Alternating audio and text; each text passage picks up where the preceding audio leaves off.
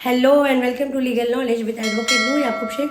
तो आज का टॉपिक ना हमारा थोड़ा सा सेंसिटिव है और बहुत समझने वाला टॉपिक है कि हमें इन चीज़ों पे किस तरीके से टैकल करना चाहिए। थंबनेल से आपने पहचान लिया होगा, फिर भी मैं आपको सबसे पहले छोटा सा इंट्रो दे दूँ वीडियो शुरू करने के पहले। हम चाहते हैं कि कॉस्मोपॉलिटन में रहना है ताकि हम डेवलप रहे, हमारे बच्चों का मेंटल ग्रोथ अच्छा रहे। हिंदू, मुस्लिम, सिख, ईसाई, जैन, पारसी सब मिलकर एक ही जगह रहे, सारे त्यौहार एक साथ मनाएं। इसकी वजह से हमारी यूनिटी हो, इसकी वजह से हमारे देश की उन्नति, हमारा डेवलपमेंट हो। लेकिन आजकल कुछ ऐसी हवा चली है जिसकी वजह से एक ही कम्युनिटी आगे बढ़ रही है और एक ही कम्युनिटी को पीछे किया जा रहा है। तो इस बारे में हम जानेंगे आज पूरी डिटेल कि अगर आप किसी ऐसी कम्युनिटी से बिलोंग करते हैं जो आप माइनॉरिटी में उस बिल्डिंग में हैं, जैसे कि अगर आप किसी ऐसी बिल्डिंग में रहते हैं जहाँ पर 80% या 70% मुस्लिम पॉपुलेशन है, 20% नॉन मुस्लिम है, या फिर आप ऐसी बिल्डिंग में रहते हैं जहाँ पर 60 या 70% नॉन मुस्लिम है और आप मुस्लिम है, या आप पारसी है, या आप जैन कम्युनिटी है, या फिर आप पूरी ऐसी बिल्डिंग में जहाँ पे 90% जैन है और 10% मुस्लिम्स, हिंदू या अलग कम्युनिटी वाले लोग रहते हैं। और उनके साथ में जब ऐसी मेजॉरिटी कम्युनिटी वाले कमेटी मेंबर बन के अत्याचार करते हैं या फिर उनके रिलीजियस और लीगल राइट्स को दबाते हैं, तो आपको कैसे आवाज़ उठाना है। तो चलिए शुरू करते हैं आज की वीडियो। तो देखिए, वीडियो शुरू करने के पहले ना मैं आपको बता दूं कि ये वीडियो बनाने का इंटेंशन ये है कि रमज़ान और रमज़ान से 20 दिन पहले तक कुछ ऐसी अपॉइंटमेंट्स मेरी बुक हुई जिनमें लोग मुझे मिलने भी आए और कुछ लोगों ने फ़ोन पे डिस्कशन भी किया, जिसमें से एक हिंदू फैमिली के बारे में पहले हम बात करते हैं। एक ऐसी बिल्डिंग जिसमें 70% मुस्लिम्स रहते हैं और वहाँ पर 11 से 12 ही नॉन मुस्लिम्स हैं, और जिसकी वजह से ना उन नॉन मुस्लिम को इतनी परेशानी है। देखिए, सबसे पहले कमेटी मेंबर मुस्लिम्स हैं, उन लोगों ने क्या किया कि उन लोगों ने इन्हें दिवाली मनाने नहीं दी प्रॉपरली, गणपति वगैरह इन्हें बिठानी थी, तो उसके लिए उन्हें रिस्ट्रिक्ट कर दिया कि आप नहीं कर सकते क्योंकि बिल्डिंग में कुछ भी अलाउ नहीं है। उसके चलते फिर वो लोग डीडीआर तक गए, डीडीआर में वो मैटर भी पेंडिंग है। ऐसे ही मैं आपको बताऊं 2 से 3 अपॉइंटमेंट मेरी ऐसी बुक हुई जिनमें मुस्लिम्स, ऐसे मुस्लिम जो कि कमेटी मेंबर नहीं है, तो 450 फ्लैट में से हार्डली 20 फ्लैट मुस्लिम्स के हैं और उनमें भी हार्डली 50% ही ओनर है, बाकी टेनेंट है। उनमें से एक का कहना यह था कि हमें तरावी की नमाज़ पढ़नी है क्योंकि हम सब प्रोफेशनल है, जॉब करते हैं, हमें टाइम नहीं है कि हम भाग कर आए और जाने के बाद में मस्जिद में जाए, और आसपास की मस्जिदों में भी इतनी रश हो जाती है जिसकी वजह से हम चाहते हैं कि हम किसी एक मौलाना को हायर करें जो आकर यहाँ पर हमें तरावी पढ़ाए। लेकिन सोसाइटी ने मना कर दिया। फिर एक ऐसा कहा था कि एक बिल्डिंग है जहाँ पर 60% नॉन मुस्लिम्स है और जो 40% है उनमें से क्रिश्चियन है, जैन है, पारसी है और कुछ मुस्लिम्स है। अब वहाँ पर पारसियों को उनका त्यौहार नहीं मनाने दिया जा रहा है, मुस्लिम्स को रेस्ट्रिक्शन है। उसके अलावा जो वहाँ पर ऐसे ज्यूज़ या फिर ऐसे सिख लोग रहते हैं जो कि दो चार है, उन्हें भी उनके त्यौहार नहीं मनाने दिए जाते हैं, सिर्फ वहाँ पर हिंदू के ही त्यौहार मनाते हैं। फिर एक और ऐसी एक अपॉइंटमेंट बुक हुई जो कि लास्ट ईयर बुक हुई थी, जो उंदरी पिसोली की थी, जिसमें एक बिल्डिंग के अंदर मंदिर बनाया जा रहा है जबकि ब्लूप्रिंट में वो मंदिर का प्लान नहीं है, फिर भी वहाँ मंदिर बनाया जा रहा है और उसके लिए किसी से भी परमिशन नहीं ली गई। कोई भी उनका एजीएम में लॉ पास नहीं हुआ, कोई उनकी मीटिंग का एजेंडा नहीं, कुछ नहीं, मतलब इम्पोज कर दिया गया, थोप दिया गया। और फिर कुछ लोग आए उनके खिलाफ लड़ने के लिए, लेकिन प्रॉपर नॉलेज नहीं होने की वजह से, उनके अंदर गट्स नहीं होने की वजह से, या फिर ये डर कि मैं मुस्लिम हूँ और मुझे वहीं रहना और कल को चल के हम पर अत्याचार होगा, और आधी लड़ाई में वो छोड़कर भाग गए। इस वजह से उनके ऊपर और भी शोषण होने लगा। ऐसे बहुत सारे एग्जाम्पल हैं। देखिए, मैं जिस बिल्डिंग में रहती हूँ उस बिल्डिंग में खुद एक मंदिर है जिसका बिल्डिंग प्लान पास नहीं हुआ था, लेकिन वो मंदिर सबकी सहमति से बना है। ना ही मुझे ऑब्जेक्शन था, ना ही किसी और को ऑब्जेक्शन था। जिन्हें ऑब्जेक्शन था वो आज बिल्डिंग छोड़कर जा चुके हैं क्योंकि उन्हें लड़ना नहीं आता था। अगर वो लीगल वे में लड़ते तो शायद वो उस मंदिर को हटा सकते।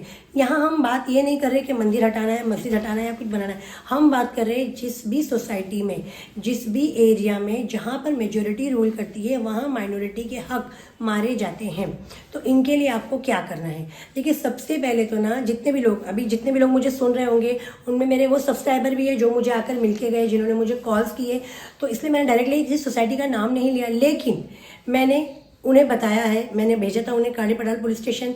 मैंने उन्हें बताया था कि आप काड़ी पड़ाल पुलिस स्टेशन में जाकर सीनियर पीआई मान सिंह पाटिल को मिलिए और उन्हें बताइए, और उन्होंने बहुत हेल्प की। और उस हेल्प के चलते उस बिल्डिंग में इस साल तरावी की नमाज फ्लैट के अंदर ही मनाई गई। मैंने उन्हें ये भी गाइड किया कि अगर आप इसको लीगल बैटल करके आगे अपनी आने वाली पीढ़ी के लिए भी कुछ करना चाहते हैं तो आप इसमें लड़ सकते हैं। अब हम आएंगे इस टॉपिक पे कि ये वीडियो बनाने का मकसद क्या है? देखिए, जब भी सिर्फ रिलीजियस एक्टिविटी ही नहीं, आपको कोई सोशल, कल्चरल या आपको कोई और एक्टिविटी बिल्डिंग में करना है, तो आपको सबसे पहला स्टेप क्या लेना है?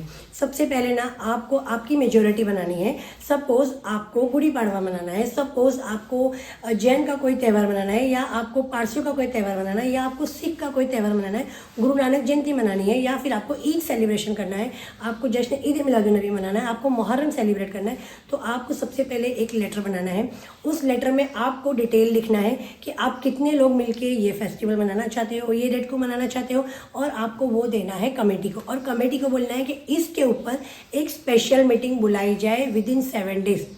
अगर 7 डेज के अंदर मीटिंग नहीं होती है या मीटिंग होने के बाद वो चीज़ें कैंसिल हो जाती है, तो आपको सबसे पहला अप्रोच करना है आपके डीडीआर में। वही लेटर आपको डीडीआर को देना है, उस कमेटी की कंप्लेंट करनी है कि ये लोग कंप्लाइंस नहीं कर रहे हैं, ये लोग प्रॉपरली इन चीज़ों के लिए कॉपरेट नहीं कर रहे हैं। और फिर अगर आपको लगता है कि कमेटी एकदम हट धर्मी कर रही है और आपकी बात नहीं मान रही है, आप पर रूल कर रही है, आपके रिलीजियस राइट्स वायलेट हो रहे हैं, तो आपको सबसे पहले पुलिस को इंटीमेट करना है, आपको प्रॉपरली सेक्शन उसमें इन्वॉल्व करने हैं, और आपको पुलिस को बताना है कि ये सेक्शन और ये fundamental right as per constitution आपके वायलेट हो रहे हैं, as per the committee, as per the building, as per the society, as per the so and so person. और फिर आप पुलिस को इन्वॉल्व करके, डीडीआर को इन्वॉल्व करके, उनके ऊपर प्रेशर क्रिएट करके इस मैटर को एमिकेबली आप आगे लेके जा सकते हैं। फिर भी अगर कमेटी मेंबर्स नहीं मानते तो आप एडवोकेट के थ्रू लीगल गाइडेंस ले सकते हैं, जिन्हें सोसाइटी एक्ट पूरा पता हो, जिन्हें आपके फंडामेंटल राइट के बारे में पूरा पता हो, जो ये जानते हो कि ऐसे मैटर्स में कैसे कमेटी मेंबर्स से डील करना है।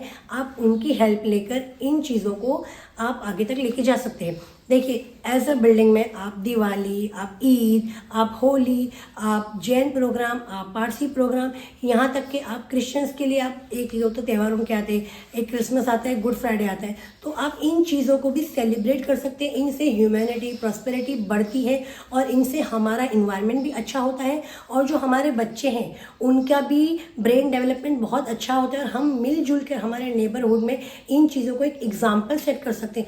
हम क्यों नहीं ऐसी बिल्डिंग को एग्जाम्पल सेट करते हैं कि कोई नाम लेकर बोलना चाहिए कि सो एंड सो बिल्डिंग के अंदर ना आप कोई भी फेस्टिवल मनाओ, वो आपको फेस्टिवल देखिए वहाँ एकदम अच्छे से मनाया जाता है। जैसे हमने प्रोग्राम्स में देखा तारक मेहता का उल्टा चश्मा, इसके अंदर आप देखेंगे तो छोटे से छोटे कल्चरल, सोशल, रिलीजियस प्रोग्राम्स को सेलिब्रेट किया गया। इस मकसद से ये प्रोग्राम को दिखाया गया कि हर किसी को मिलजुल कर वहाँ रहना है। तो अगर आप किसी ऐसी कमेटी के शिकार है जो आप पर रूल कर रही है, आप पर मनमानी कर रही है, आपके कल्चरल, आपके रिलीजियस या आपके लीगल राइट्स या आपके फंडामेंटल राइट्स को दबाया जा रहा है, हेट स्पीच आपके अगेंस्ट व्हाट्सअप मैसेजेस में बोला जा रहा है, या आपके ईमेल्स को, आपके व्हाट्सअप मैसेजेस को रिप्लाई नहीं है, या आपके किसी क्वेश्चन को रेज करने पर, आपके किसी कंसर्न को हाईलाइट करने पर आपको टारगेट किया जा रहा है, तो आप ज़रूर मुझे कॉन्टैक्ट कर सकते हैं अपॉइंटमेंट लेकर।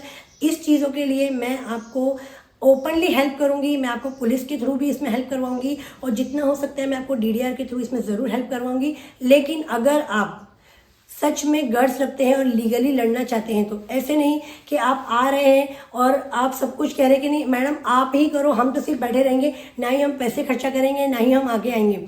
तो ऐसे लोगों को बिल्कुल आगे नहीं आना चाहिए, ऐसे लोगों के राइट्स वायलेट ही होने चाहिए।